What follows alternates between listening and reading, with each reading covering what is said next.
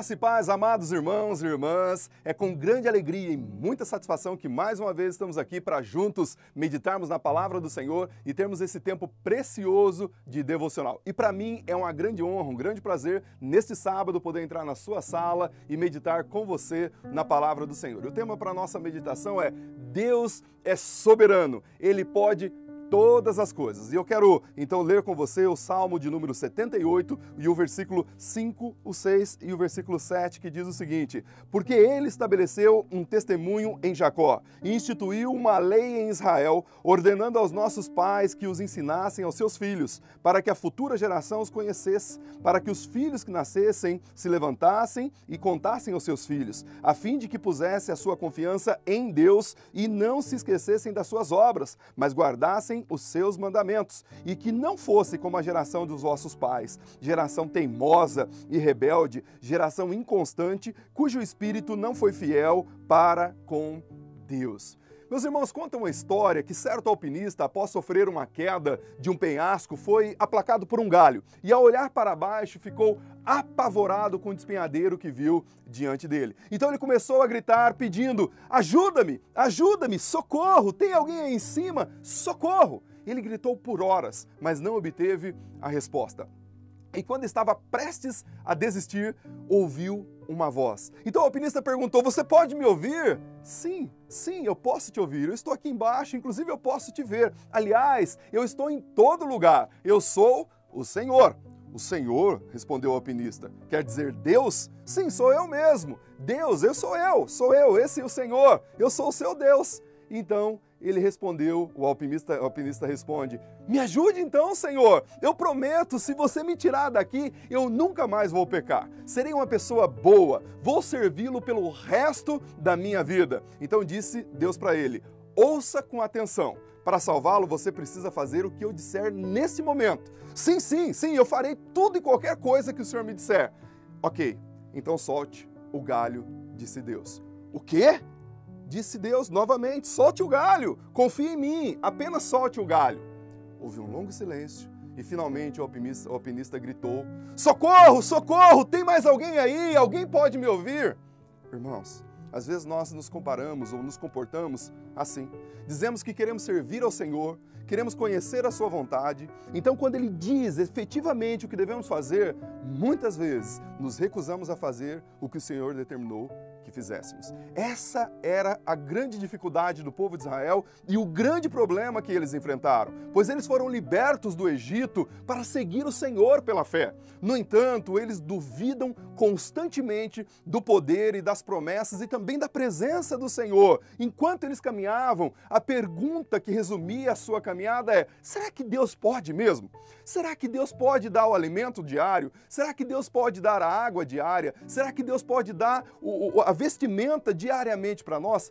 Será que Deus pode? Deste modo, quando nós olhamos para a história de Israel e vemos tudo o que Deus fez e vemos esse povo se comportando dessa maneira, de maneira tão incrédula, nós não conseguimos nem acreditar, porque Deus cuidou sobremaneira desse povo. Durante 40 anos não faltou alimento, não faltou água, não faltou carne, não faltou roupas, e a gente fica indagado como pôde ou como puderam se comportar desta maneira. Mas de igual maneira, quando consideramos tudo o que Deus fez por nós, nas nossas vidas, e olhamos muitas vezes para os nossos comportamentos, nós nos parecemos muito com o povo de Israel. Muitas vezes nós perguntamos: será que Deus pode mesmo?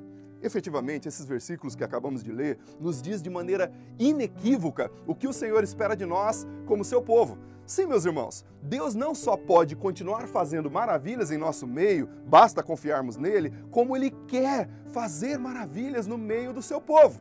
Então agora, observe comigo de maneira bastante a miúde, bastante específica, essa passagem que nós lemos aí dos versículos 6, aliás, do versículo 5 ao versículo 8, os desafios que nós temos diante de nós. E o primeiro desafio contido no versículo 6 é que nós devemos levar ou elevar a nossa confiança em Deus, porque Ele é soberano e Ele pode fazer ainda na sua vida. Salmo capítulo 62, versículo 8 diz: confia nele em todo o tempo, ó povo, derrama diante dele o seu coração, Deus é o nosso refúgio. O próprio Senhor Jesus, em João capítulo 14, versículo 1, diz: não se turbe o vosso coração, credes em Deus e credes também em mim. Sim, o próprio Deus, Jesus Cristo, Deus encarnado, diz para que nós tenhamos confiança. E esses versículos nos ensinam que devemos confiar nele em relação a todas as nossas necessidades, todas as nossas situações, todos os nossos problemas. Podemos e devemos confiar nele. Assim, quando o mundo está desesperado e faz a pergunta: será que Deus pode?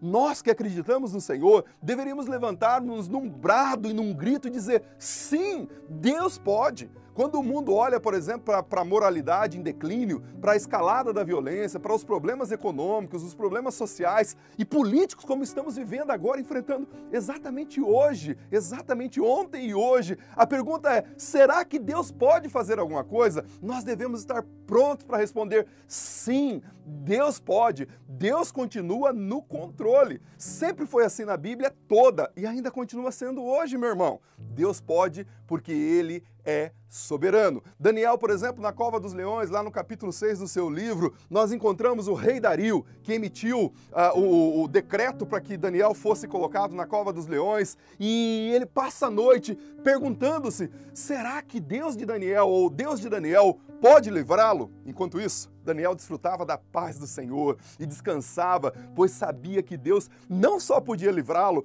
como iria livrá-lo. Lá no capítulo 3 do mesmo livro de Daniel, nós encontramos 3 jovens, Sadraque, Mesaque e Abednego. E Nabucodonosor ficou sorrindo, ou com aquele sorriso maroto no rosto, quando sentenciou os 3 jovens à fornalha ardente. E ele perguntou: será que Deus pode livrá-los da mão de Nabucodonosor?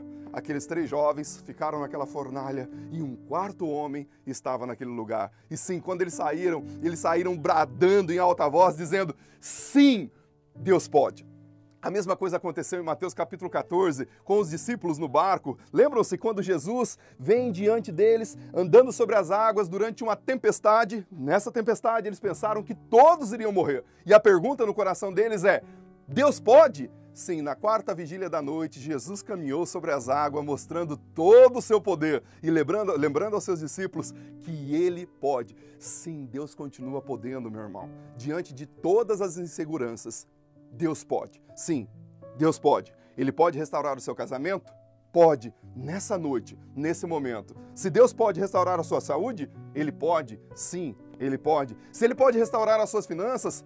Ele pode. Se Ele pode restaurar relacionamentos quebrados? Sim, Ele pode. A propósito, Ele pode fazer tudo. Basta você abrir o seu coração nesta noite e deixar que Ele realize o seu milagre na sua vida. Mas outro desafio que nós temos aqui diante do texto, no versículo 6 e o versículo 7, é a lembrança das obras passadas. Porque o que foi estabelecido por Deus é para que o povo lembrasse do que fora feito em seu favor. Eu gosto muito do Salmo 126, que diz que quando o Senhor nos trouxe de volta a Sião, estavam como aqueles que sonham. Então a nossa boca se encheu de alegria e a nossa língua de júbilo, e diziam entre as nações: grandes coisas fez o Senhor por eles. Sim, grandes coisas fez o Senhor por nós, por isso estamos alegres. Irmãos, pense nos tempos daqueles que passaram, que Deus te libertou.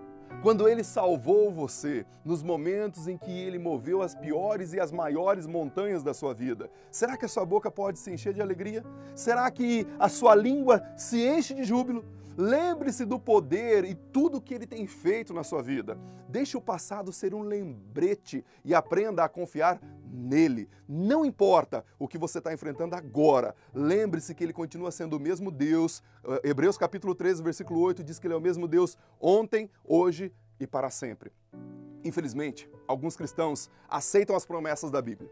Eles não têm dificuldade nenhuma em acreditar que o Senhor Jesus Cristo pode salvar se eles confiarem no Senhor. Eles sabem que os seus pecados foram perdoados e que o seu lar eterno é o céu. Mas eles falham em aceitar a sua palavra e que a sua palavra seja aplicada em todas as áreas da sua vida. E eles nunca soltam o galho. Lembra da ilustração? Não soltam o galho de maneira alguma. Como resultado, são atormentados por dúvidas, medos, incertezas e coisas dessa natureza. Lembre-se daquilo que Deus fez por você no passado, se apegue a Ele e certamente muito Ele há de fazer na sua vida.